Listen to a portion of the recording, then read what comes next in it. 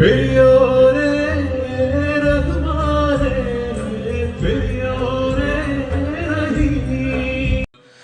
am sorry if we have caused any inconvenience to anyone. Microphone പലരും പല രീതിയിലാണ് അത് പിടിക്കുന്നത്.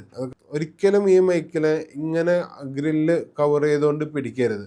നമസ്കാരം, അസർ ഫ്രം AVL എറണാകുളം. ഇന്ന് നമുക്ക് ഒരു മൈക്രോഫോൺ എങ്ങനെയാണ് ഉപയോഗിക്കേണ്ടത്, അല്ലെങ്കിൽ ഉപയോഗിക്കുമ്പോൾ ശ്രദ്ധിക്കേണ്ട കാര്യങ്ങൾ എന്തൊക്കെയാണെന്ന് മനസ്സിലാക്കാം. ഇതിൻ്റെ ഹെഡാണ്. ഞാൻ ഇതിനു മുമ്പത്തെ വീഡിയോയിൽ പറഞ്ഞിരുന്നു, മൈക്രോഫോൺ ക്യാച്ച് ചെയ്യുന്ന ഏരിയ ഡയറക്റ്റ് ആയിട്ടാണ് കാർഡിയോയിഡ് ആണെങ്കിൽ ക്യാച്ച് ചെയ്യുക എന്നുള്ള കാര്യം ഞാൻ പറഞ്ഞിരുന്നു. ഒരിക്കലും ഈ മൈക്കിലെ ഇങ്ങനെ ഗ്രില്ല് കവർ ചെയ്തുകൊണ്ട് പിടിക്കരുത്. പലരും ഇത് ഗ്രില്ല് കവർ ചെയ്ത് പിടിക്കുന്നത് കാണാം. ഇതൊരു തെറ്റായ രീതിയാണ് മൈക്ക് പിടിക്കുന്നതിൻ്റെ. മൈക്ക് പിടിക്കുന്നത് എപ്പോഴും ഗ്രില്ല് കഴിഞ്ഞ് ഒരു അരേഞ്ച് മാറി വേണം മൈക്ക് പിടിക്കാനായിട്ട്. ഇത് നമ്മളിങ്ങനെ മൂടി പിടിക്കാൻ നേരത്തെ അത് ഹൗളിങ് ക്രിയേറ്റ് ചെയ്യും. മാത്രമല്ല അത് ക്യാച്ചിങ് അടക്കുകയാണ്, നമ്മുടെ ക്യാച്ചിങ്ങിനെ അത് കുറച്ച് കളയുകയും ചെയ്യും. അപ്പം മൈക്ക് ഇങ്ങനെയാണ് യഥാർത്ഥത്തിൽ പിടിക്കേണ്ടത്.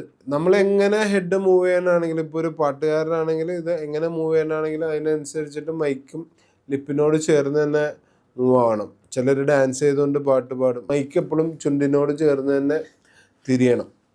അതാണ് അതിൻ്റെ കറക്റ്റായിട്ട് നമ്മൾ ഉപയോഗിക്കേണ്ട ഒരു രീതി. കൂടുതലത് പ്രാസംഗികൻ ശ്രദ്ധിക്കേണ്ട കാര്യമാണ്. അങ്ങനെയുള്ളവർക്ക് വേണ്ടി നമുക്ക് ഗുസ്നക് മൈക്രോഫോണുകളുണ്ട്. അത് പോഡിയം മൈക്ക് എന്നാണ് ഇത് അറിയപ്പെടുന്നത്. ഇതാകുമ്പോൾ നമ്മൾ കുറച്ച് ഗ്യാപ്പിലോ അങ്ങോട്ടും ഇങ്ങോട്ട് തിരിഞ്ഞാലും ആ ലെവലിന് വലിയൊരു വ്യത്യാസം വരില്ല. എന്നാൽ ഇതിൽ നമ്മൾ മിനിമം ഒരു 6 ഇഞ്ചിൻ്റെ ഗ്യാപ്പ് നമ്മുടെ ലിപ്പും മൈക്കും തമ്മിൽ വേണം. ഇത് ഈ മൈക്കിൽ ഒരിക്കലും ഇതിനോട് അടുത്തോ ചേർന്ന് നിന്ന് സംസാരിക്കരുത്, അത് പോപ്പിംഗ് ഉണ്ടാക്കും.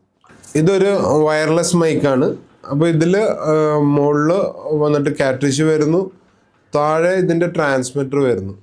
അപ്പോൾ ഈ വയർലെസ് മൈക്ക് ഉപയോഗിക്കുമ്പോൾ നമ്മൾ ഹെഡിന് താഴെ ഇങ്ങനെ വേണം ഇതിനെ നമ്മൾ ഉപയോഗിക്കുമ്പോൾ പിടിക്കേണ്ടത്.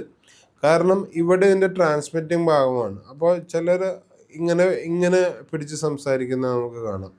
ഇങ്ങനെ പിടിച്ച് സംസാരിക്കുമ്പോൾ അത് ആ ട്രാൻസ്മിറ്റിങ്ങിൽ അത് നെഗറ്റീവ് ഇമ്പാക്റ്റ് ഉണ്ടാക്കും. ഒരു പക്ഷേ സിഗ്നൽസ് ക്യാൻസൽ ആകാം. അപ്പോൾ അതുകൊണ്ട് തന്നെ വയർലെസ് മൈക്ക് ഉപയോഗിക്കുമ്പോഴും നമ്മൾ ഈ ഒരു ഭാഗം ഓപ്പണായി ഇരിക്കാനായി ശ്രദ്ധിക്കണം. ബാക്കി നേരത്തെ പറഞ്ഞ മാതിരി ഒരു 1 ഇഞ്ച് ഗ്യാപ്പിൽ നമ്മൾ മൈക്ക് നേരെ പിടിച്ച് തന്നെ സംസാരിക്കാം. ഇത്രയെല്ലാമാണ് പൊതുവെ മൈക്രോഫോൺ ഉപയോഗിക്കുമ്പോൾ നമ്മൾ മെയിനായിട്ട് ശ്രദ്ധിക്കേണ്ട കുറച്ച് കാര്യങ്ങൾ. നന്ദി, നമസ്കാരം.